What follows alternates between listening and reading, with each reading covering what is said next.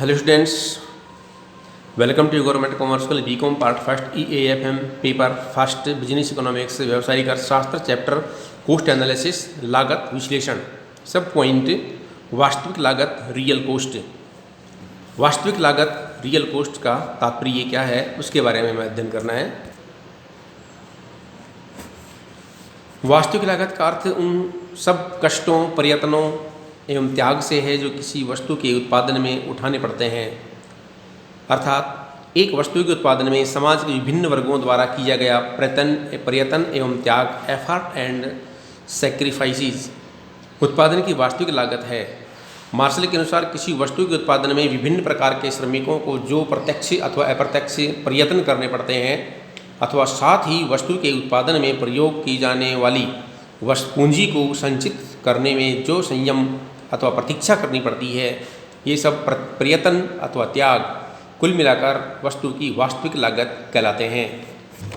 जिसका तात्पर्य ये है कि इसके अंतर्गत जो भी कैश पेमेंट किया जाता है वो, और जो हमारी खुद की सेवाएं होती हैं वो, और हमारी खुद की जो साधन होते हैं और उन साधनों के यदि बिजनेस में लगाते हैं तो उनकी लागत, और हमारे जो लेबर होते हैं वो लेबर इसमें अपना पेन लेकर के काम करते हैं, दिल लगा करके काम करते हैं, उनके द्वारा किया गया त्याग, और जिसका जो प्रोड्यूसर होता है, उत्पादक होता है, उसके द्वारा की गई मेहनत, ये सारी की सारी जो त्याग होती हैं वो त्याग ही इसके अंदर रियल कॉस्ट में शामिल किया जाता है, वास्तविक लागत में शामिल किया जाता है। वास्तविक लागत की इस अवधारणा के अनुसार किसी वस्तु का मूल्य उस वस्तु के उत्पादन में जो कुल कष्ट तथा त्याग होता है उसके बराबर होती है। उदाहरण के लिए वस्तु ए के उत्पादन मूल्य में वस्तु बे के उत्पादन की अपेक्षा तिगुना कष्ट तथा त्याग होता है, तो वस्तु ए का मूल्य वस्तु बे के मूल्य का तिगुना होता है।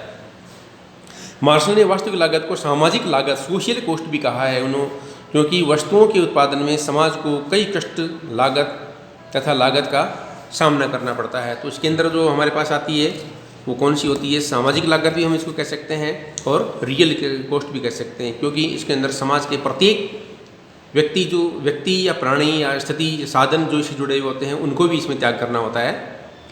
वास्तविक लागत की अवधारणा की कुछ आलोचनाएं भी की गई हैं, जैसे वास्तविक लागत का तथ्य भले ही देश एवं समाज की दृष्टि से महत्वपूर्ण हो, लेकिन व्यवहारिक दृष्टि से इसका कोई महत्व नहीं होता है। क्यों नहीं होता है? क्योंकि वास्तविक लागत का सही तरीके से हम समय और परिस्थिति के अनुसार उसका अंदाज़ा नहीं लगा सकते हैं। नंबर 2, कष्ट, त्याग आदि अनुभव तो किए जा सकते हैं, किंतु इन्हें मुद्रा के रूप में मापदंड द्वारा व्यक्त नहीं किया जा सकता है। इसलिए वास्तविक लागत की अवधारणा मनोवैज्ञानिक एवं व्यक्तिगत है, क्योंकि एक ही कार्य करने की विभिन्न व्यक्तियों को भिन्न भिन्न प्रकार से कष्ट अनुभव होते हैं। कोई निश्चित मापदंड की आय के मूल्यांकन के लिए प्रस्तुत नहीं किया जा सकता है। तो ये हमारी वास्तविक लागत है, इसको हम पूरी तरह से माप नहीं सकते हैं, इसका कोई अंदाज़ा नहीं लगा सकते हैं, इसका कोई मेजरमेंट नहीं होता है। तो जिसका कोई मेजरमेंट नहीं होगा तो हम उसको कैसे कह सकते हैं कि वास्तविक लागत है या नहीं है, और इन लागतों को इसमें शामिल करना थोड़ा सा मुश्किल सा काम हो जाता है। इसलिए ये वर्तमान में अवधारणा चलना मुश्किल है। धन्यवाद।